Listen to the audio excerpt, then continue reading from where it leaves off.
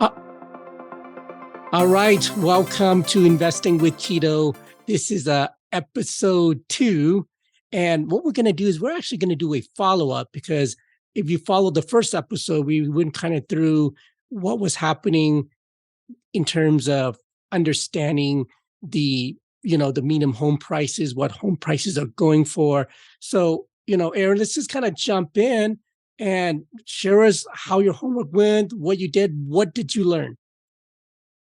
So basically, you're supposed to go in and you said add 50 properties from the MLS to the spreadsheet to start tracking and like how long it was on there. So in my columns, I've got the MLS number, the address, the date it was listed, city, zip code, description, if it's a 3-2, a ranch, or if it's a 2-story or whatever, and then the square footage, the year built, the garage, if it has one or not, and how many spaces, the lot size. And then I also put in like the initial price when it was first listed.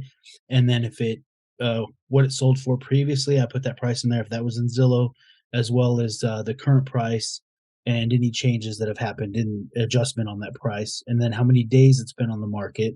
And the dollar amount, again, the dollar amount that was adjusted. And I left myself a space here when I have the time to go back and do like a 1, 2, 3, 4, and 5 comp on that property. So then if I'm doing listings on the house and then I'm also trying to find comparables, I think it will help me just kind of absorb it better. But I basically was finding that according to, like, we did the search and Realtor and Redfin and Zillow, we had a range of values, but we were looking at the median home price.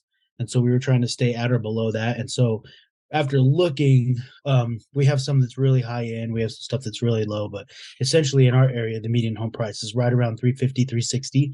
And so for the typical, 3-2 family home. And so that's kind of what I figured out as far as the prices, the average price for, those homes that are typically built. But they're a little bit older when they're in that price range to be at that mid or lower level, because the newer homes are up in the higher end price range, like 450 plus. So yeah, I basically learned that, like, as far as for investment goes, that's what we're looking at. Is we're looking around right now. We're looking around 360. It looks like the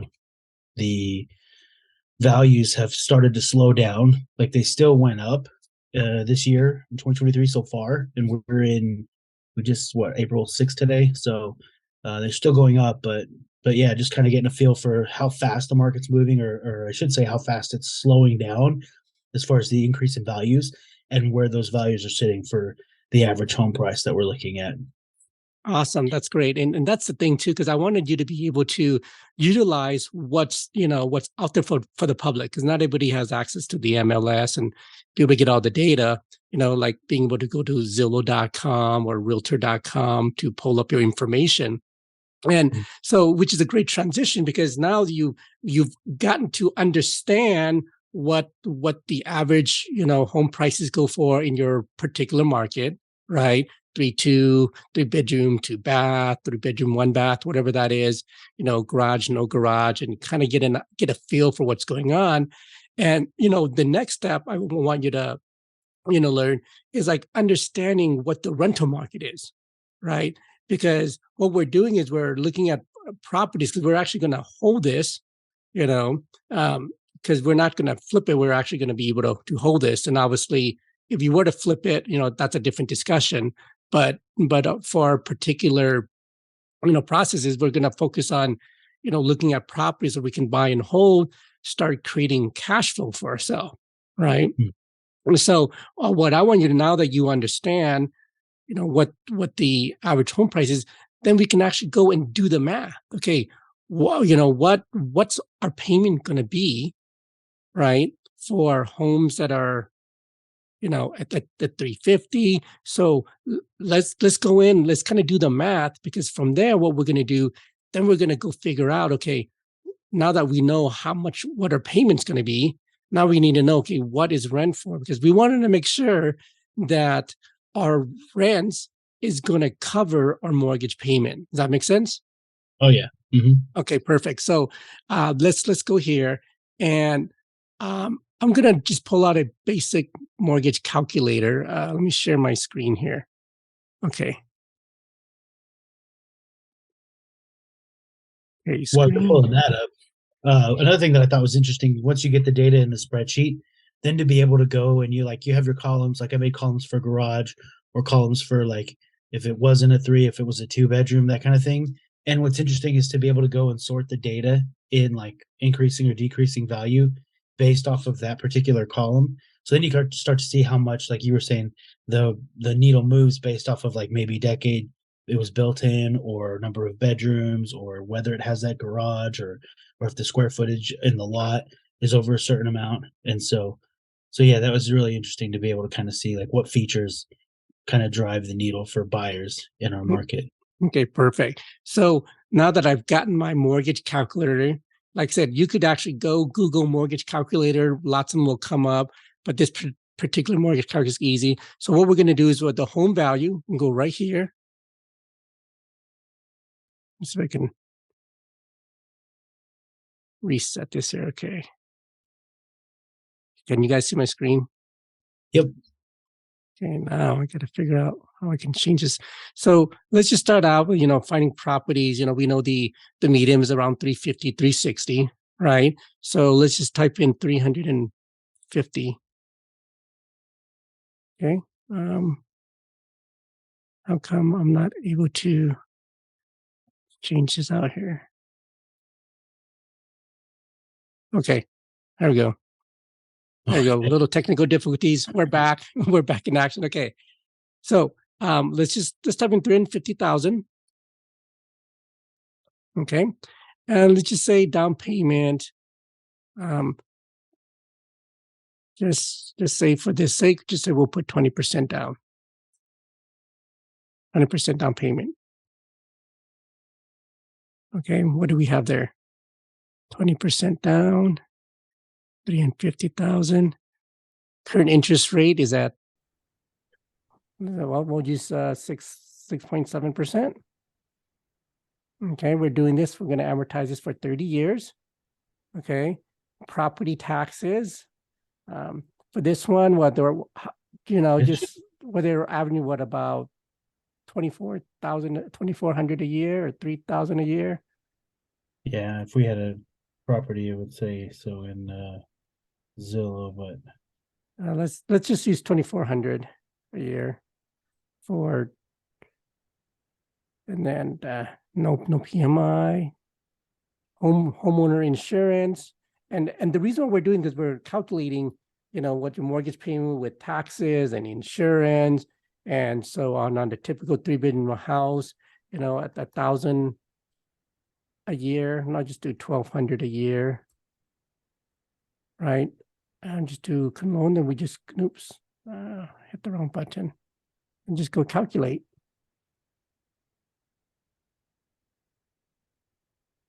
Okay. 6.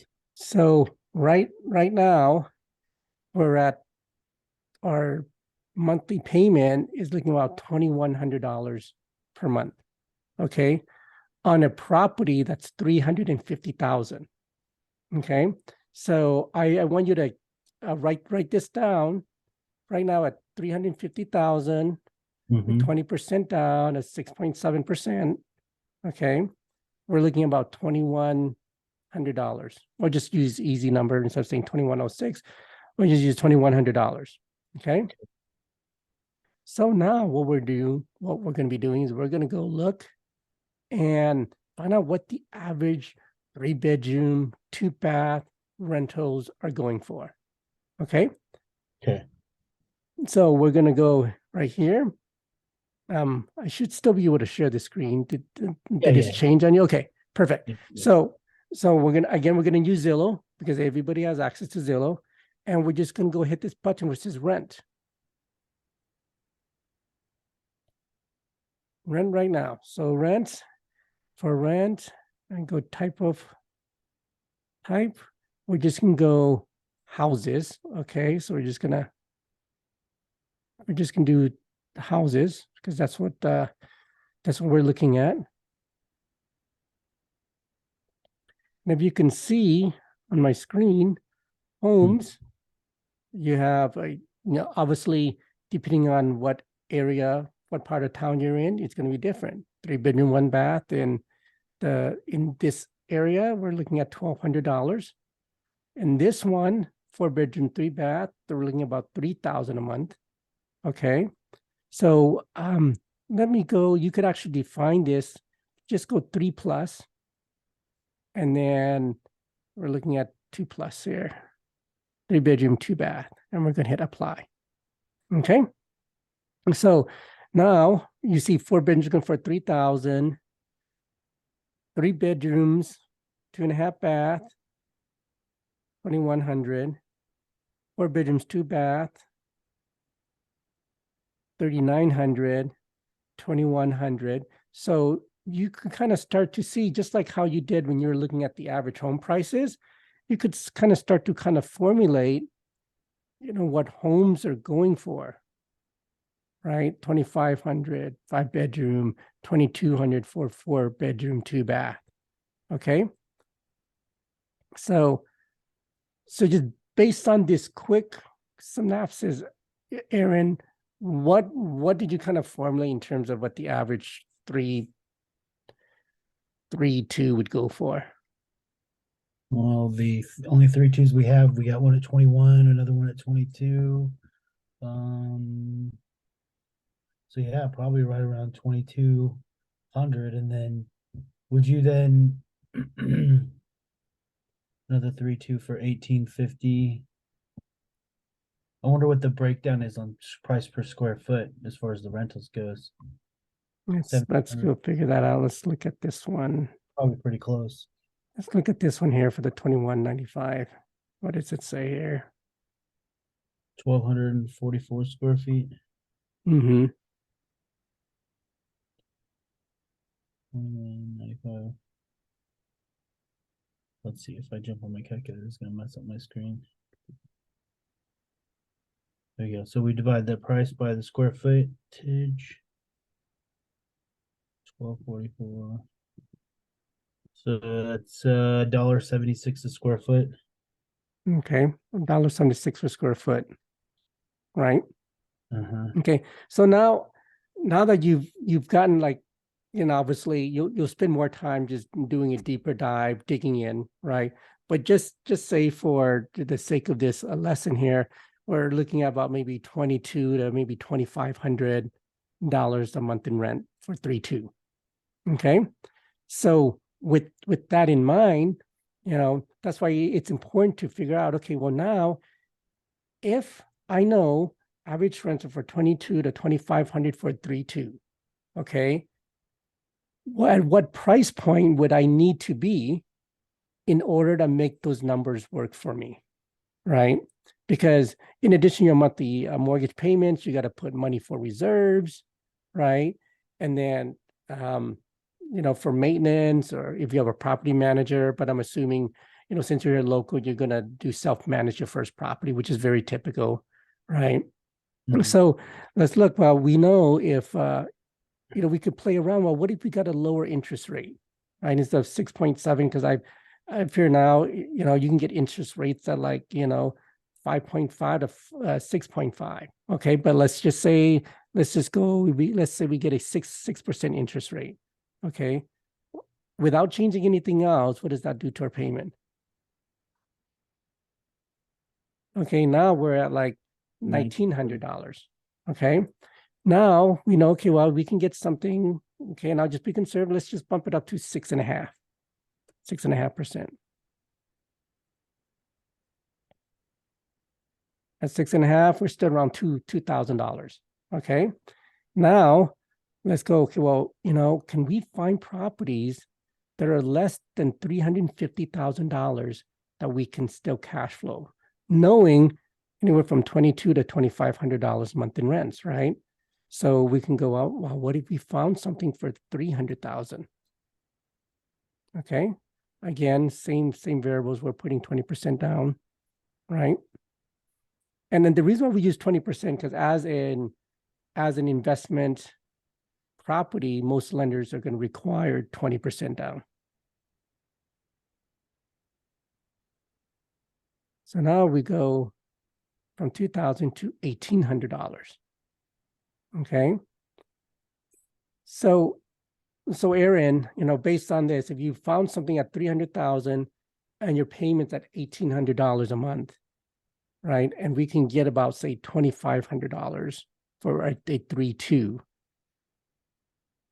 Would you be able to cash flow? At those numbers right there? Yes.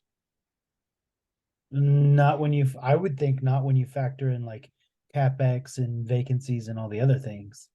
Okay. So if You you, got like $300 spread there, but then that's not taking into consideration any of the other things. right. So let's even do a deeper dive, right? Let's say, okay, well, let's just say we can get $2,500 a month, right?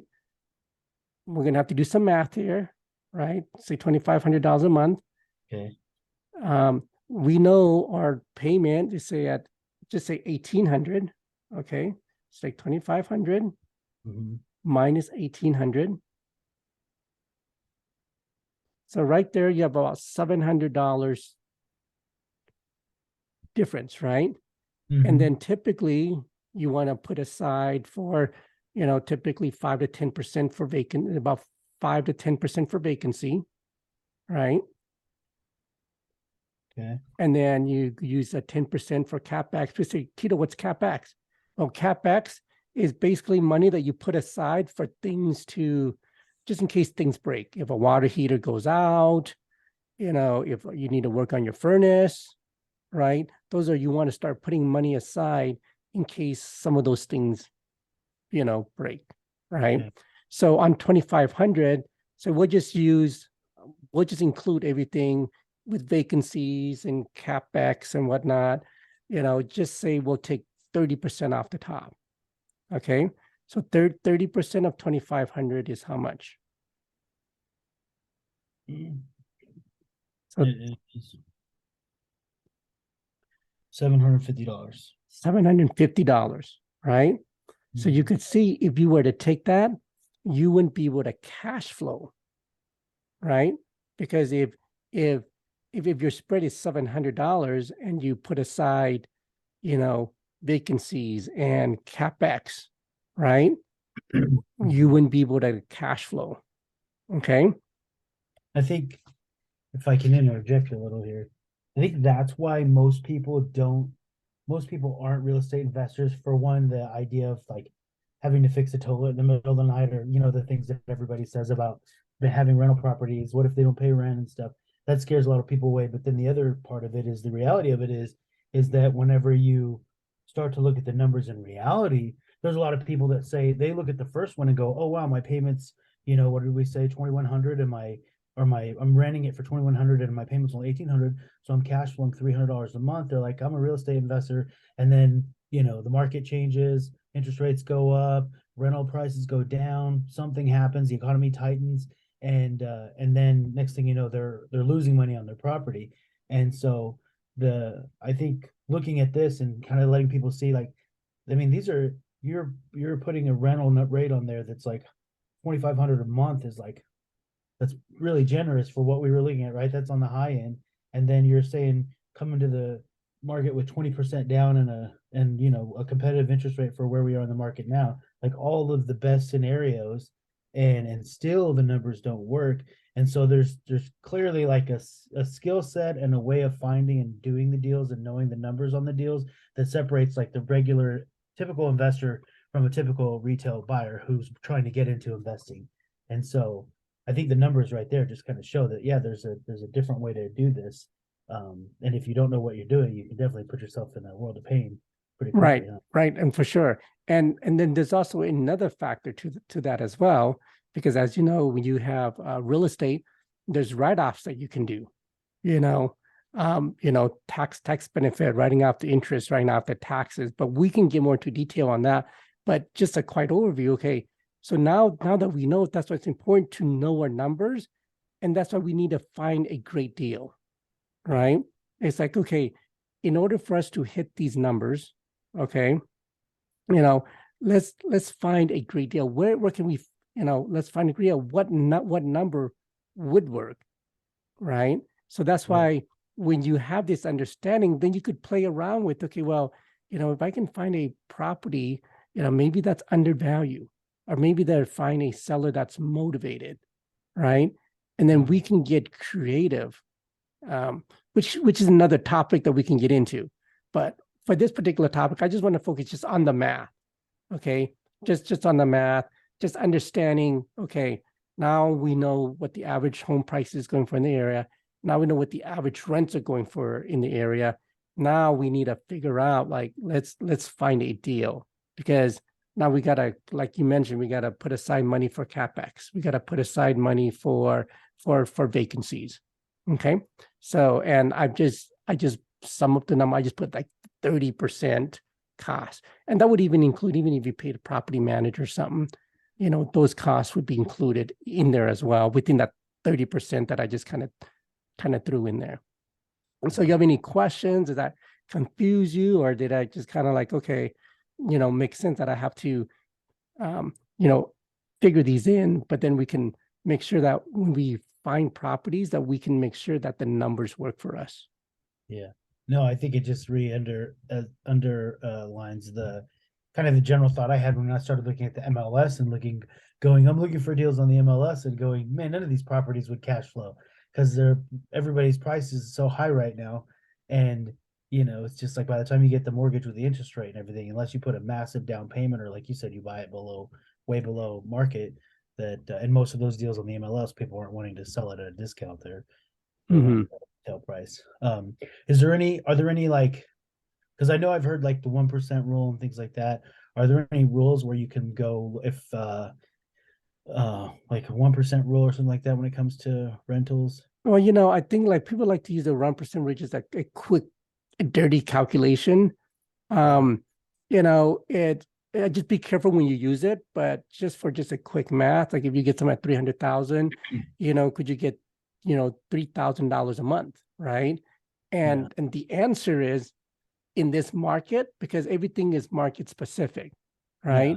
So it's like, when somebody pays, 3-bedroom, 2-bath, would they pay $3,000 a month?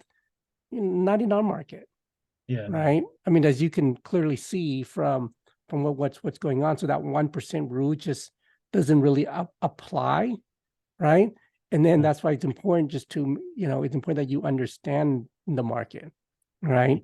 So from there, now that we understand, now we can focus on, finding deals. Right. How can we make the numbers work? Because it sounds like dreams, like, man, I'm never going to find a deal that pencils out. But real estate is a long game, right? Because once you know what you're looking for, if you continue to look, you'll find it. Okay. And in our next lesson, we'll get into doing stuff that can be creative, right? And we'll get into that. But right now, I just want to lay the groundwork just so you can understand, okay, what's my rent gonna look like, right? What the average rent, what the average homes are selling for, because now we have the understanding. Now on next time, I'm going to show you, how to find deals and how to get deals that can pencil out, so that yes, you can get that cash flow that we're looking for. Nice. All right. From that part. Okay, cool deals. Well, so stay tuned, for next episode. We go, we're going to put layers on top of this, right? So next time we're going to, have Aaron back again. He's going to show us the homework that he's done. And then we're going to layer in like how to find these deals that can cash flow. All right. Thanks for joining me.